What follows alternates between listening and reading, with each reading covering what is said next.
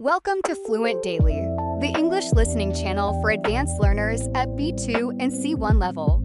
Every episode features a rich, flowing conversation in natural English on a topic that is genuinely worth thinking about: history, psychology, science, philosophy, and more. There are no simplified sentences here, no slow speech, no vocabulary drills. Just real English spoken naturally on ideas that matter. This is Fluent Daily. Let's get into it. Today we have a great story, so let's get started right now. Have you ever been in a situation where you are absolutely 100% certain that something is morally wrong, but then when you actually try to explain why to someone else, you just find yourself completely struggling? Oh yeah, you start grasping for reasons, and it gets so frustrating. Right. And eventually, you just throw your hands up and you're like, I don't know, it's just wrong. Exactly. It's a universal experience, honestly. Well, if you are nodding your head right now listening to this, I want you to know you are definitely not alone. For hundreds of years, we basically thought that feeling just meant we needed better logic. Yeah, that we just weren't thinking hard enough. But modern fMRI scans actually reveal something terrifying. Your logic isn't failing. Your logic was never in charge to begin with. It is wild. The way we view our own morality is, honestly, about to be turned completely upside down. Totally. We are going to explore this massive and kind of uncomfortable gap between how we think our brains make moral judgments and how human biology actually makes them. And by the end of this, you are going to view every single argument you have at a dinner party or, every political debate you see online entirely differently. Even your own deeply held beliefs. Yeah. It really changes everything. So our mission for this deep dive today is to kind of act as your guides through this incredible shift. Right. We're digging into centuries of classical philosophy and 3 decades of empirical psychology, and we're even traveling back millions of years to look at primate behavior. It's a big journey. You can think of it as uncovering a secret operating manual for the human brain. I love that.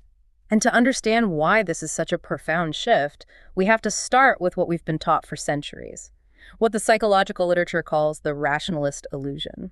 Yeah, the rationalist illusion. For hundreds of years, the dominant philosophical tradition, stretching from the Enlightenment straight through to modern times, has told us a very specific story about who we are. A very flattering story, honestly. Extremely flattering. It treated moral judgment as a fundamentally rational activity. You take moral principles, you apply them to a situation, and through a logical step-by-step process, you produce a moral conclusion. Right. I want to break down what those classical principles actually looked like, because these aren't just, dusty old ideas. They are the actual blueprints for how we built our modern legal systems. They really are. They're foundational. Think of Immanuel Kant and his categorical imperative, which sounds intense, but... It's a big term, yeah. But Kant basically argued that morality is about universal rules. If you wouldn't want everyone in the entire world to lie, then lying is logically wrong. No exceptions. Exactly. Pure logic. And then you have John Stuart Mill, who gave us utilitarianism. The greatest good for the greatest number, right? You got it. That's the idea, that morality is basically just a calculus. Whatever produces the greatest good for the most people is the right choice. It's an equation. And later on, you've got John Rawls introducing the veil of ignorance, which is this amazing thought experiment where you have to design a society without knowing whether you'll be born rich or poor or healthy or sick. Notice what all three of those brilliant frameworks have in common, though. They treat moral reasoning almost like a mathematical equation. Yes. If you apply the right principles without errors, you get the right moral answer. It's a conclusion that you can articulate out loud, examine with others, and, correct if necessary. And under that model, if someone holds a morally or wrong position, the solution is super simple. It's just a math error. Right. The appropriate correction is just better reasoning. You just give them more information, apply more logical rigor, and make sure they are being consistent. It's a very comforting thought, honestly. Well, it makes the world seem so orderly. It does. It treats morality like a judge in a courtroom. A judge who carefully weighs all the evidence, listens to the arguments, and then only after all the logic is processed, hands down a reasoned verdict. But over the past 3 decades, the empirical psychology of moral judgment has accumulated this absolute mountain of findings that completely shatters that courtroom illusion. It just destroys it. Completely. The research demonstrates, quite conclusively, that morality is not a math problem. Okay, let's unpack this. If it's not a math problem, what is it? Most moral judgments are actually rapid, automatic, emotionally driven responses. And crucially, those emotional responses come first, and they substantially determine the reasoning processes that people produce later. Wait, so you're saying classical philosophy treated morality like a judge carefully weighing evidence, but psychology shows it's actually more like a knee-jerk reflex when a doctor taps your knee? That is a perfect analogy, yes. Like, we just kick our leg automatically, and then we make up a story about why we kicked afterward. That knee-jerk reflex is the emotional intuition. It is fast, it's automatic, and it's largely out of your conscious control. Wow. The story you tell afterward about why you kicked, that is the reasoning. Now, to be clear, the research doesn't say that the reasoning we do is fake. Right, because people genuinely do agonize over their moral positions. They absolutely do. But the primary function of that reasoning is post hoc rationalization. So it's rationalizing a judgment that your brain already made on emotional grounds. Exactly. It is not the genuine, unbiased deliberation that the classical rationalist model assumes. But why should you, the listener, care about this? I mean, besides it being fascinating. Because if you've ever been puzzled by why you can't change someone's mind with perfectly logical facts, this is the root of it. This explains every frustrating argument you've ever had. But if our moral judgments are actually fast and emotional rather than slow and logical, how did scientists actually prove that? Like, how do you catch the brain in a lie? Right. How do you measure an invisible tug of war inside the human mind? Yeah, exactly. Well, you have to construct a scenario where the logical principles and the emotional gut reactions are forced into direct conflict. You have to corner the mind. And that leads us to one of the most famous thought experiments ever, the trolley problem. Oh, the classic. Introduced by philosopher Philippa Foot in 1967 and later elaborated by Judith Jarvis Thomson. It has become such a productive tool in empirical psychology. Let's walk the listener through the classic scenario. So imagine you are standing near some train tracks. Okay, got it. Down the tracks, you see a runaway trolley hurtling forward, totally out of control. And further down the track, tied down and unable to move, are 5 people. The trolley is going to hit them and kill them. Right, but right next to you is a switch. If you pull the switch, you can divert the runaway trolley onto a side track. There's always a catch, though. Of course, tied to that side track is one person. So the dilemma is, do you do nothing and let 5 people die, or do you pull the switch, actively killing one person to save the 5? When presented with this exact scenario, most people judge that it is morally permissible, and maybe even obligatory, to pull the switch. Because the utilitarian math makes perfect sense, right? 1 death is better than 5 deaths. Exactly. In the literature, this is known as the switch case. People generally support the utilitarian math. But then Judith Jarvis Thomson introduced a variant known as the footbridge case. Okay, lay it on us. The setup starts the same. Runaway trolley, 5 people tied to the track ahead. But this time you aren't standing by a switch. You are standing on a footbridge over the tracks. Okay. And standing next to you on this footbridge is a very large man. Oh boy. The only way to stop the trolley and save the 5 people is to push the large man off the bridge directly into the trolley's path. His body will stop the trolley, he will die, but the 5 people will be saved. Mathematically, the utilitarian arithmetic is absolutely identical to the switch case. It's exactly the same. You're trading 1 life to save 5 lives. John Stuart Mill's calculus says you should push him without hesitation. But psychologically, the response is entirely different. Most people are absolutely horrified by this variant. Yeah, they judge that pushing the man is completely impermissible. It just feels viscerally wrong. But why? The math is exactly the same. And that is exactly what Joshua Green and his colleagues at Princeton decided to investigate. They wanted to look at the neural correlates of these divergent judgments. So they put people inside fMRI machines to look at the blood flow in their brains while they wrestled with these 2 different trolley scenarios. Right. And they found a highly systematic pattern that perfectly illustrates that knee-jerk reflex you mentioned earlier. What exactly is happening in the biological machinery when we switch from pulling a lever to physically pushing a person? Well, when people were thinking about the footbridge case, the scenario that involves direct physical violence against a person by pushing them with your own hands, the brain's emotional processing regions surged with activity. They lit up like a Christmas tree. Specifically, they saw intense activation in the amygdala. Which is basically the brain's ancient alarm bell and fear center, right? Exactly. And they also saw massive activity in the medial prefrontal cortex. You can think of the medial prefrontal cortex as the brain's social evaluation center. It processes things like empathy, guilt, and our understanding of other people's intentions. So the math is the same, but the physical act of pushing someone triggers this ancient, screaming biological alarm in our brains? Contrast that with what happened when people thought about the switch case. Because pulling a mechanical switch involves indirect mechanical harm, those emotional areas just did not trigger in the same way. That is fascinating. The judgment that direct personal violence is impermissible, even when the utilitarian math favors it, reflects the much stronger emotional response that physical pushing produces. So from this fMRI data, Green proposed what is known as the dual process model of moral cognition. Yes. We essentially have two distinct processing systems. An automatic, evolutionarily ancient system that produces rapid emotional responses to moral violations. The alarm bell. Right. And then we have a slower, deliberative, computationally expensive system capable of doing the utilitarian calculation. The accountant. The accountant, yes. Wait, so if I'm understanding this dual process model correctly, we literally have two different systems in our brain actively fighting with each other. The ancient emotional alarm bell versus the slow, calculating accountant. It is a literal tug of war in your head. So when the two systems fight, who wins? Is it just a coin toss, or does it depend on the person? It depends heavily on the situational features, and specifically something called cognitive load. Cognitive load. Okay, what's that? Think of cognitive load as the available RAM in a computer. Your deliberative calculating system requires a lot of working memory to function. Right. If researchers give you a puzzle to solve or ask you to memorize a string of numbers while you are evaluating a moral dilemma, your deliberative system is occupied. Its RAM is maxed out. Okay. When that happens, your judgments shift strongly toward your emotional defaults.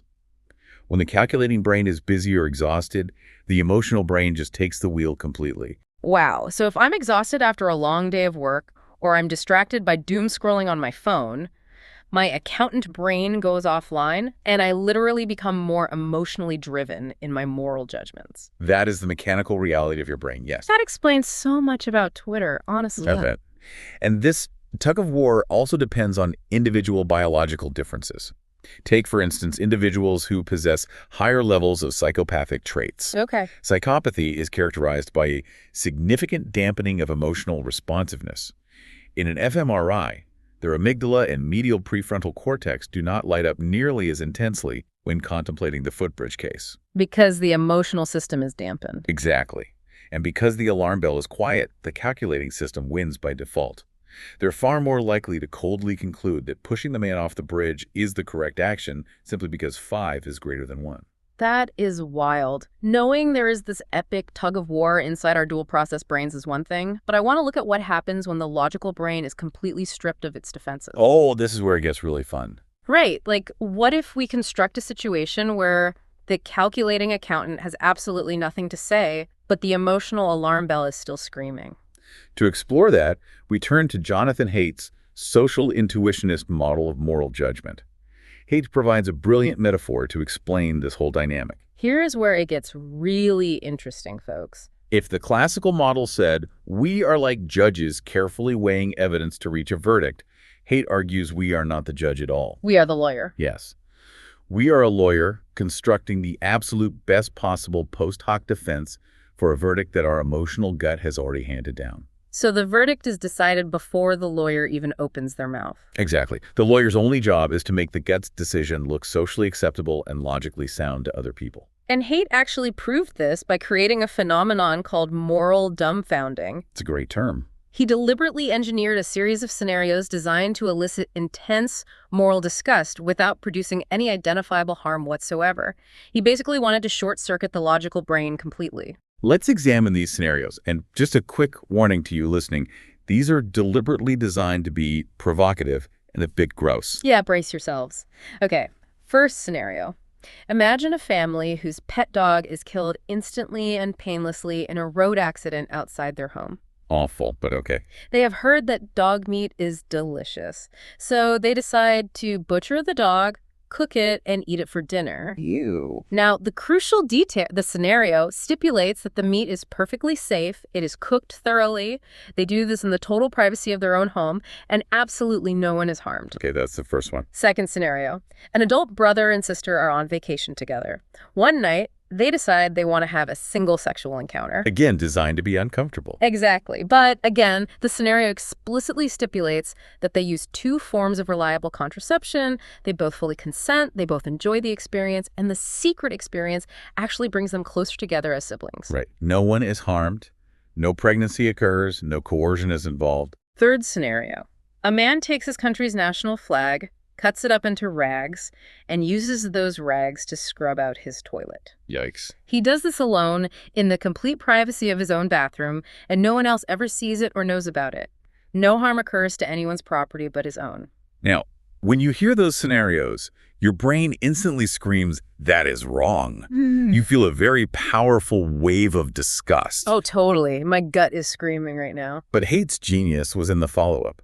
He had researchers sit down with people and ask them, okay, you say it's morally wrong, explain why. And this is where we get to watch the lawyer leap into action. Yes, the participants start throwing out logical arguments frantically.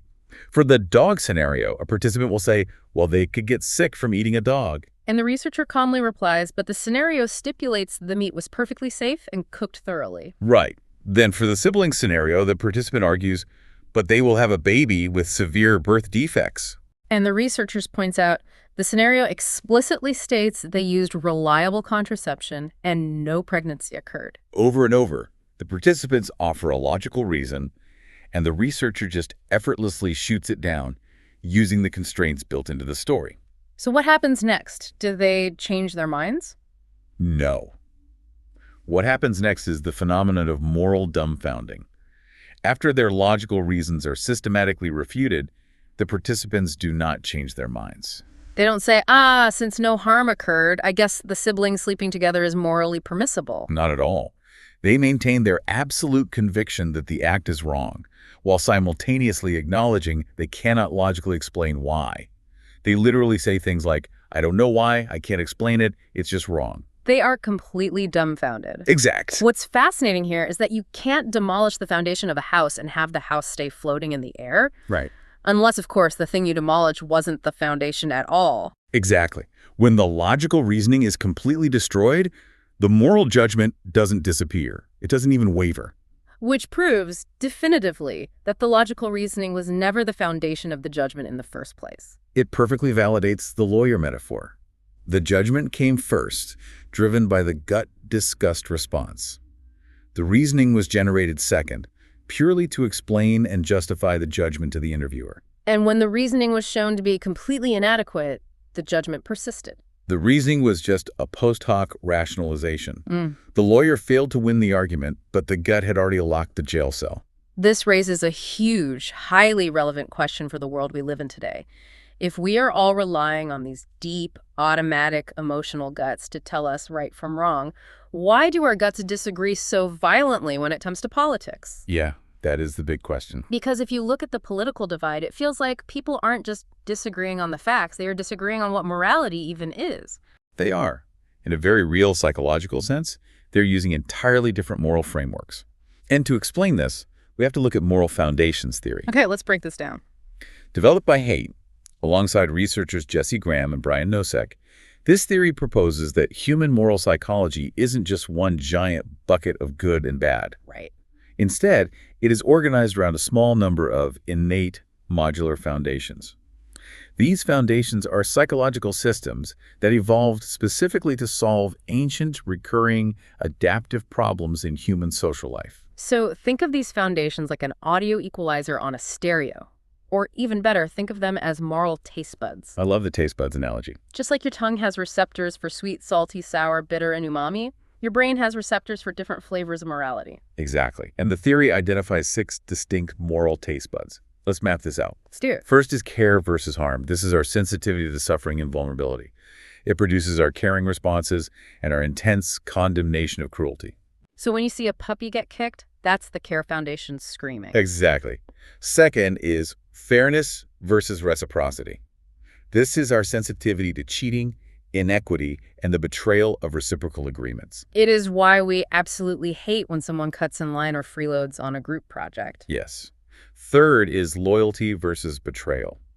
This is our sensitivity to coalitional commitments. It is the drive to stand by your group, your tribe, or your family, and to punish traitors. Okay, that's 3. Fourth is authority versus subversion.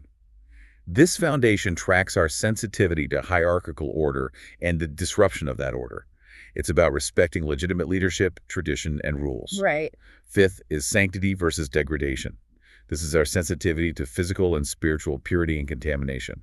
This is the exact foundation that was activated by hate's disgust scenarios. Oh, that makes perfect sense. The dog meat, the flag. Exactly. It's the feeling that certain things are sacred, like a national flag or a human body, and shouldn't be defiled. And what's the last one? The sixth foundation is liberty versus oppression.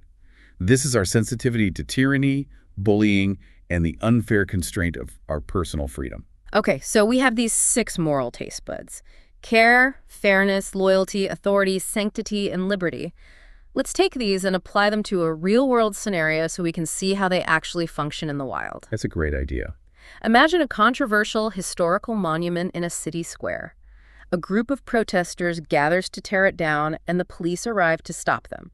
A massive conflict breaks out. Okay, very timely scenario. Depending on how your moral equalizer is tuned, your brain is going to process this chaotic scene entirely differently. Oh, absolutely. For example, if your care foundation is dominant, you are looking at the crowd terrified that someone is going to get physically hurt by the police or by the falling statue. Right. And if your fairness foundation is peaking, you might feel it's deeply unfair that a monument celebrating an oppressor exists in a public space funded by taxpayer money. But if your authority foundation is highly tuned, you are looking at the protesters as a mob subverting the rule of law and defying the police.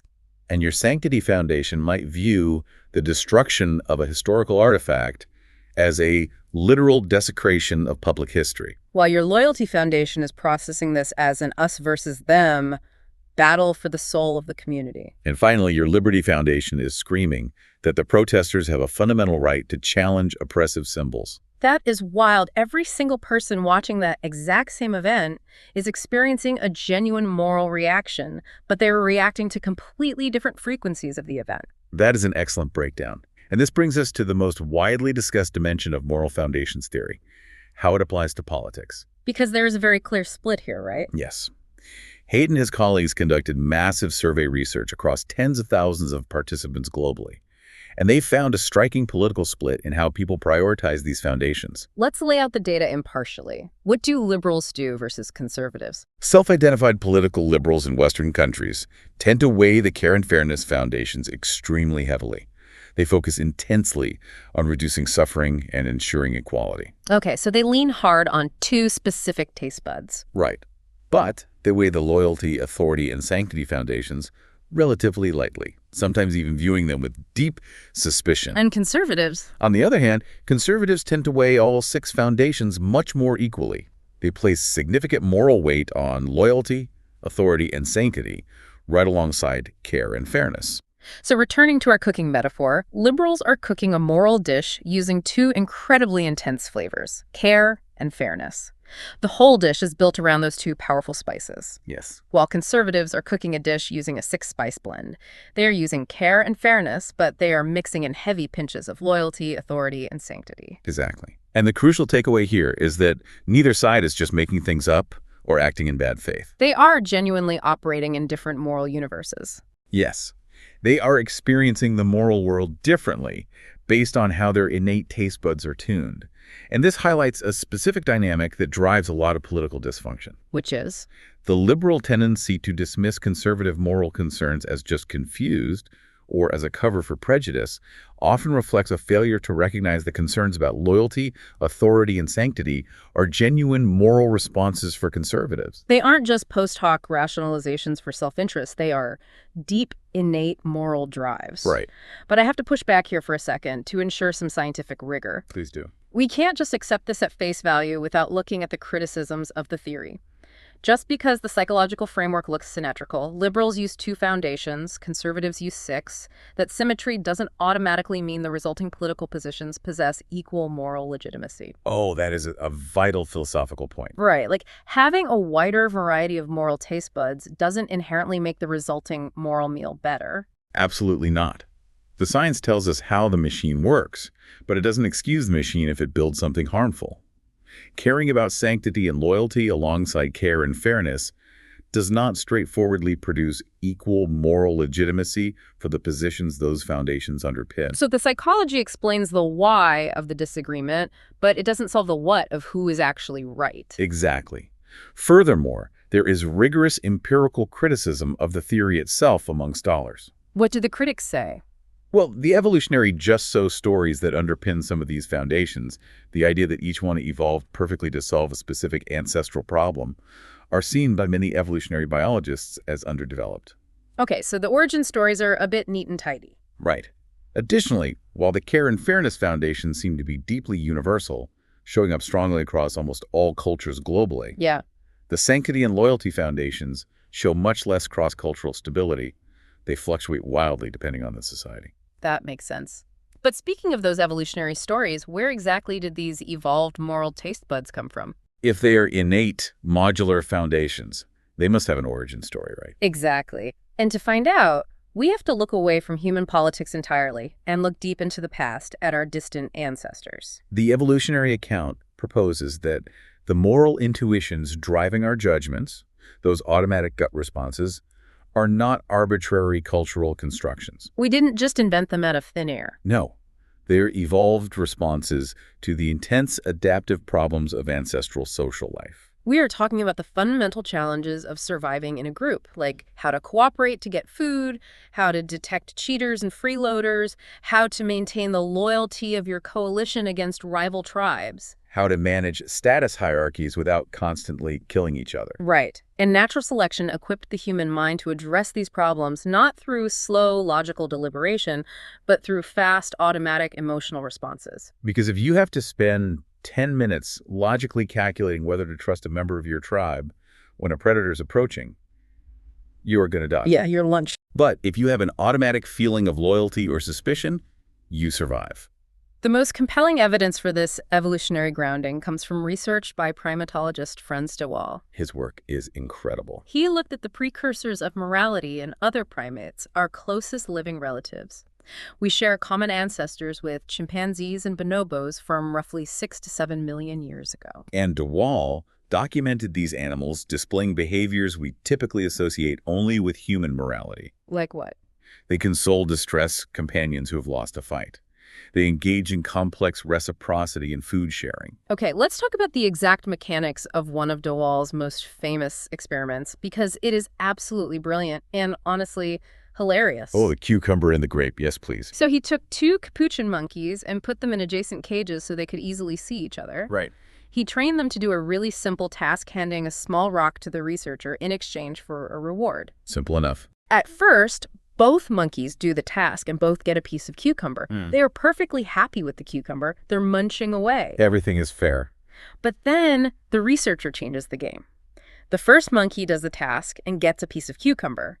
But the second monkey does the exact same task, and the researcher gives it a delicious, highly prized sweet grape. Oh, no. So the first monkey, watching this happen, takes its rock, hands it to the researcher, and clearly expects a grape. Obviously. But the researcher gives it another piece of cucumber. And the reaction is just extraordinary. The monkey looks at the cucumber, looks at the researcher, looks at the other monkey eating the grape, and then completely loses its mind. It's so funny. It furiously throws the cucumber back at the researcher, shakes the cage, and refuses to participate anymore. It is experiencing a visceral, overwhelming reaction to inequity. The Fairness Foundation is literally lighting up in a monkey. It's amazing.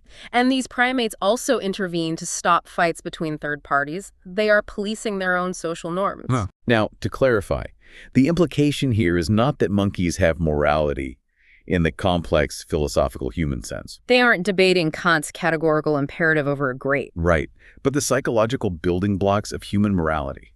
The capacity for empathy, the deep sensitivity to fairness, the automatic emotional responses to harm were absolutely present in rudimentary form in our primate ancestors. So human morality is just this ancient primate psychology, elaborated, extended by culture, and organized through language. Yes. Wait, I need to stop us here, because if we connect this to the bigger picture, this sounds like a massive trap. How so? Well, if our sense of disgust evolved strictly to keep us away from pathogens and rotten meat, or if our in-group favoritism evolved specifically to keep our ancient tribes safe from rival bands of hominids, should we really be trusting those feelings today? That is a very good question. I mean, we aren't living in the Pleistocene anymore. If our biology is wired for tribalism, isn't following our biological gut incredibly dangerous? You have just identified one of the most important concepts in ethics.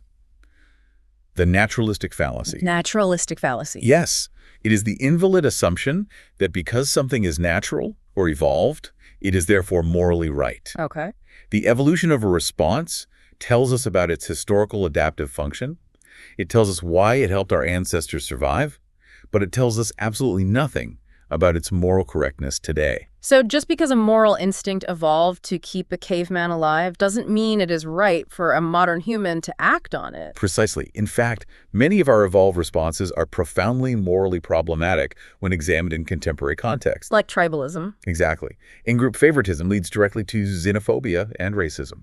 Aggressive responses to status threats lead to violence. And the emotion of disgust, which evolved for pathogen avoidance, has been co-opted to police social norms, leading to the marginalization of outgroups. Which is exactly what we saw in Haight's disgust scenarios. These are not morally authoritative instincts, they are biological relics. Wow. Okay, so if we can't trust our reasoning because it's just a post hoc lawyer, and we can't trust our primate guts because they are tribal and xenophobic, what do? We need some way to evaluate them against each other. What we need is what philosophers call a reflective equilibrium. Reflective equilibrium. Yes, the appropriate relationship between our evolved moral intuitions and our rational moral deliberation is not that one should absolutely dominate the other. Reflective equilibrium is a state of balance. So, using our logic to evaluate and temper our emotions. Yes, and using our deep emotional intuitions to ground our logic so it doesn't become cold and sociopathic. Like the psychopathy fMRI data we talked about earlier. Exactly. We check the math of the deliberative brain against the alarm bell of the emotional brain and vice versa. Checking the lawyer against the judge, constantly. But this raises an amazing historical question. What's that? Well, if we started with these highly tribal, fiercely in-group primate brains that only cared about the immediate survival of our local troop, how on earth did we eventually create vast, inclusive concepts like universal human rights? That is the great puzzle. Right. If our biology wants to care only about our immediate family, how did we stretch that biology to care about strangers on the other side of the planet? To answer that, we have to look at the historical process of extending moral concern. The philosopher Peter Singer and the historian Lynn Hunt have documented one of the most significant features of moral history, the progressive expansion of the moral circle. The moral circle, meaning who gets moral consideration. Exactly. The moral circle is the boundary we draw around the set of beings whose suffering matters to us. Inside the circle, your suffering matters. Outside the circle, it doesn't. And over centuries, this circle has been expanding. Dramatically. It started very small. It went from just the local citizens of a city-state to eventually encompassing all humans, regardless of race, gender, or nationality. Then it began expanding from all humans to include animals capable of suffering. And now, the philosophical frontier is potentially expanding to future, unborn generations and even sentient artificial intelligences. What is vital to understand is that this expansion wasn't just a series of discrete, dry, philosophical arguments, right? No, not at all. You cannot just logically argue a tribal brain into caring about an outgroup. It was a deeply psychological and cultural process. Because new categories of beings had to come to be perceived by the gut as having the kinds of characteristics that triggered that innate care foundation we discussed earlier. Exactly. Characteristics like sentience, suffering, vulnerability. But how do you trigger the care foundation for a total stranger?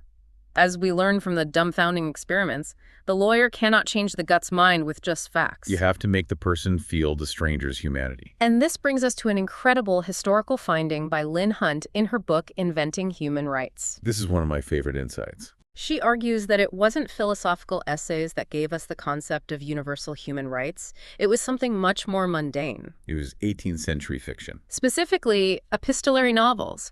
Novels written as a series of letters or diary entries, like Samuel Richardson's Pamela or Clarissa. The role of literature and narrative in hacking the primate brain cannot be overstated here. How does it hack the brain?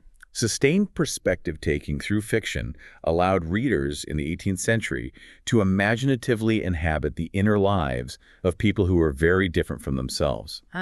When a wealthy aristocratic man sat down and read a diary written from the intimate first-person perspective of a poor servant girl, he was forced to simulate her internal monologue. He experienced her fears, her vulnerabilities, her suffering as if they were his own. Exactly. It bypassed the defensive outgroup filter. The tribal brain categorizes the servant girl as other, but the narrative structure of a diary entry tricks the brain into empathizing with her as if she were in-group. Fiction made these distant people morally real in a way that abstract philosophical argument alone could never achieve.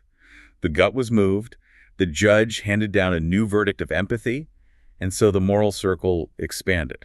The lawyer in our head can change their mind, but they have to be emotionally moved first. Precisely. And this process of expansion is ongoing. Right. The question of whether the moral circle should be extended to encompass non-human animals and to what degree is one of the most significant live moral questions of our contemporary period. It has massive implications for agricultural policy, scientific research, and the legal status of non-human persons. It's the frontier of our moral taste buds, but let's bring this down to the ground level. Okay, let's do it. What does this all mean for you, the listener, trying to navigate the real world today?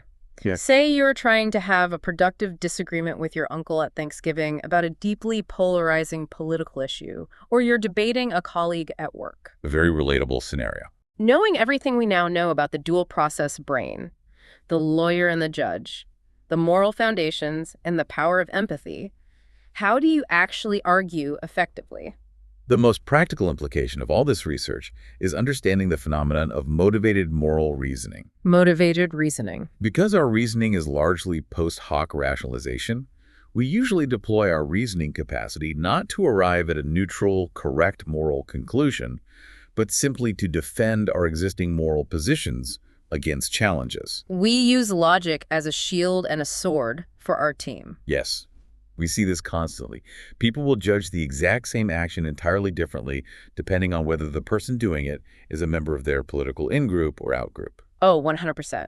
We generate incredibly strict moral principles when evaluating others, but instantly invent flexible loopholes when evaluating our own identical behavior. We selectively search for evidence that confirms what we already believe, and we ignore evidence that contradicts it. So you can't just throw evidence at your uncle's lawyer. You have to find a way to bribe his judge. That's a great way to put it. Now, it is important to emphasize that moral reasoning is not entirely useless. Reasoning can change minds. Okay, good. There is hope. The lawyer analogy means that reasoning is usually defensive, but lawyers are capable of conceding a case when confronted with the right kind of compelling evidence presented in the right way. But pure logical force won't work on someone who hasn't been emotionally moved. You cannot just dump facts on your uncle. No. Let's break down the mechanics of how to bypass the lawyer. To change a mind, 3 things typically need to happen. Okay, number 1. First, the reasoning must come from a trusted source. If you are viewed as an enemy outgroup member, your uncle's amygdala is already firing. The alarm bell is ringing. Exactly. His deliberative brain is locked down, and your arguments will just bounce off his defensive shields. You have to establish common ground first. Okay, so trust is number 1. What is number 2? Second, you must appeal to their own moral intuitions from a new angle. You can't just use your taste buds. Right. You cannot use your liberal care and fairness argument to try and overwrite their conservative loyalty and sanctity foundations. It is like trying to convince someone who loves salty food that a dish is good because it is incredibly sweet. That makes perfect sense. You have to frame your argument in a way that resonates with the moral taste buds they actually value. If you want to argue for environmental conservation, don't just frame it as preventing harm. Frame it as a matter of sanctity protecting the pure, unspoiled beauty of the nation's landscape. Frame it for their taste buds. I love that. And number 3. Third, you must create a safe, personal relationship. Challenging conversations must feel safe, not threatening.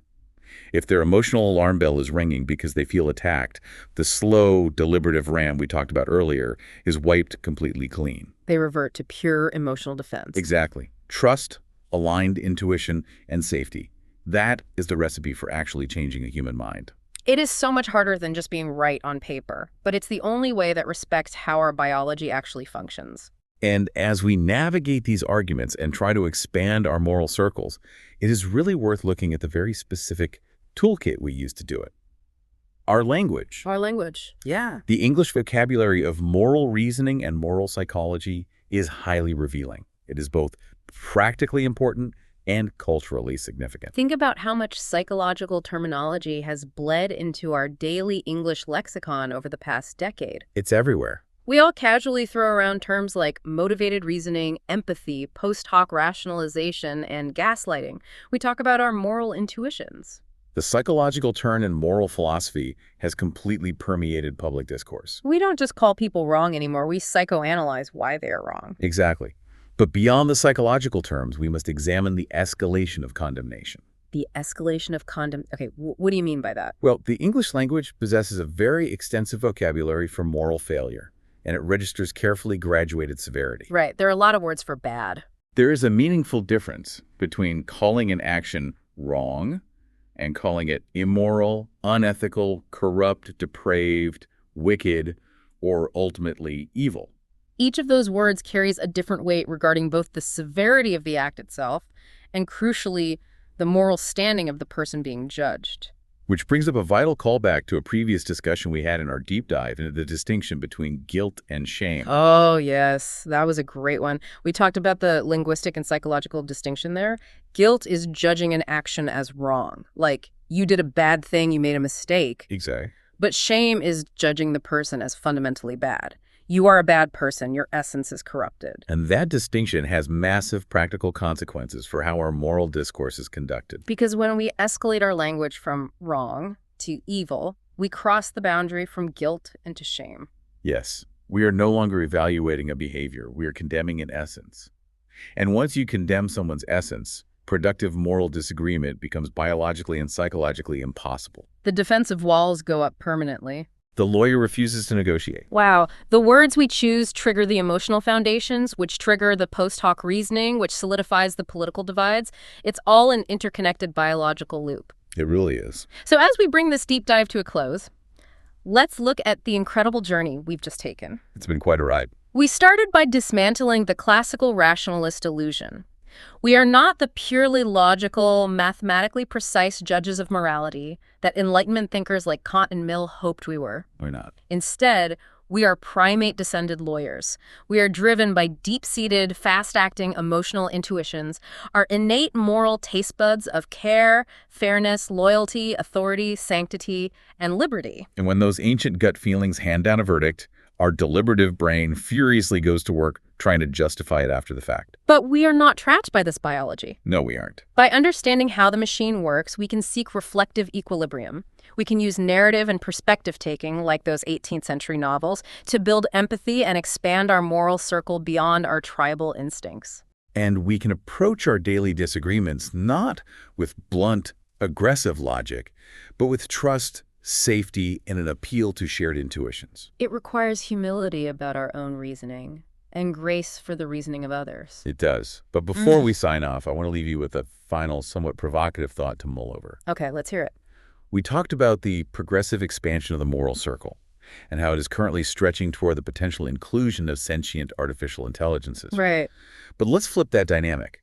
We're currently spending vast amounts of resources trying to build AI systems that can make ethical decisions. Right. We're trying to program them to be the perfectly rational, logical, computationally precise moral judges that we always thought we were. We're literally building the classical rationalist illusion in silicon. Oh, wow. But here's the paradox.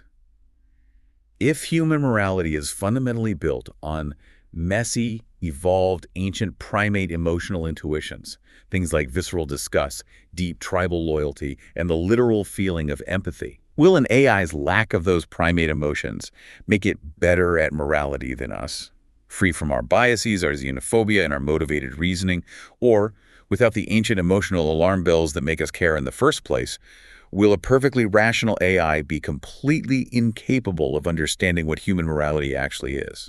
If morality is an emotion, can a machine that only does math ever truly be moral? Exactly. That is going to keep me awake tonight. And hopefully it gives you, the listener, something fascinating to explore on your own.